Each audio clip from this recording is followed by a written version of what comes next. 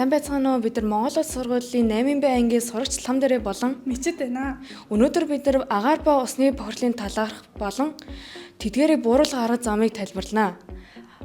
Байгалийн бохирдол. Байгалийн бохирдол нь байгаль орчинд хүний үйл ажиллагаа ба байгалийн процессээс болж агаар, ус, хөрс болон биологийн нөөцийн байгалийн шинж чанар нь буудаж тэдгээрийг ашиглах арга замыг бууруулдаг үзэгдлийг хэлнэ. Байгалийн бохирдлын дотор олон ангилдаг боловч агаар болон ус нь хамгийн их бохирдсон. Агарын бохирдол нь элдв анзын тоосжилт, хорт хий зэргээр шалтгаалan агаар мандлын байгалийн шинж чанар нь өөрчлөлт үзүүлэхийг хэлнэ. Усны бохирдол нь усанд орсон ямар нэгэн бодис усыг булангартай харагдуулдгийг усны бохирдол гэж хэлнэ. Тэгээд зарим үйлдвэрүүд бохирдсон усаа гол руу зутгаснаас болж голыг амар булангартай бохир харагдуулдаг. Эдгээрийг бууруулахад сэрээрдэг эрчим хүч ашиглах нь хамгийн зөв арга. Сэрээрдэг эрчим хүч нь нарны эрчим хүч, салхины эрчим хүч болон усны эрчим хүч байдаг. Тиймээс байгалийн бохирдлыг арилгахад хамгийн сэрээрдэг эрчим хүчийг ашиглах нь хамгийн зөв арга юм а.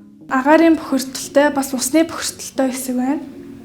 Энэ тэгээд дулааны цахилгаан станцууд яндангаараа ингээд утаа гаргадаг болохоор агарыг маш ихээр бохирдуулдаг. Бас энэ гэр хорооллын айлууд тэгээд бас энэ машины яндангаас гарч байгаа утаануудаас болж агарыг маш их бохирдуулдаг. Энэ болохоор усан цахилгаан станц байна.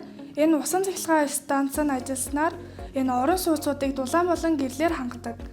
Энэ нь болохоор хогоо ангиж хаясан байна. Тийм энээсээ ангиж хаяснаас хаягдал дахин боловсруулах үйлдвэрлэлөө өгсөн. Тэгээд дахин ашиглаж болно. Монголын статистикийн мэдээллийг харуул хүн ам ихсэж тусам байгалийн бохирдол их хэмжээгээр нэмэгддэг. Харин байгалийн бохирдлыг ер нь бол бууруулахад амархан гэж хэлэхгүй, зүгээр ихтэй ийм аргуудыг ашигласнаар ядаж жоохоноор бууруулах. Жишээлбэл хогоо дахин боловсруулах, хогоо ангилж хаяж эдийн засгийн түвшин сайжруулснаар гадаадаас ирж байгаа хуучин машинуудын яндангаас гарч байгаа утаануудыг бууруулснаар цахилгаан машиныг гаргаад тэгээд цахилгаан машинууд яндангуй болохоор утаа гаргахгүй. Тэгээд энэ дулааны цахилгаан станцын үйлдвэрийг байгуулахгүй усан цахилгаан станцыг байгуулвал илүү дээр гэж үздэг. Дэлхийн нийт даяараа жил бүр дунджаар 7 сая хүн байгалийн бохирлоос болж нас бардаг. Энэ бол мэдээж харамсалтай мэдээлэл. Бусдын буруутай үйлдэлээс болж ард иргэд нас барах нь бол туйлын харамсалтай. Иймээс бид нар байгаль орчноо хамгаалж явъя.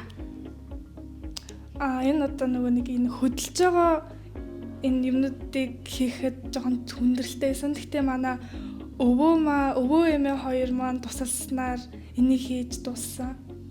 Энэ нөгөө нэг цаас мас болохоор нэг төгрөг үрээгүй. Зүгээр бид нар энийг дахин боловсруулад хийсэн бүтээл.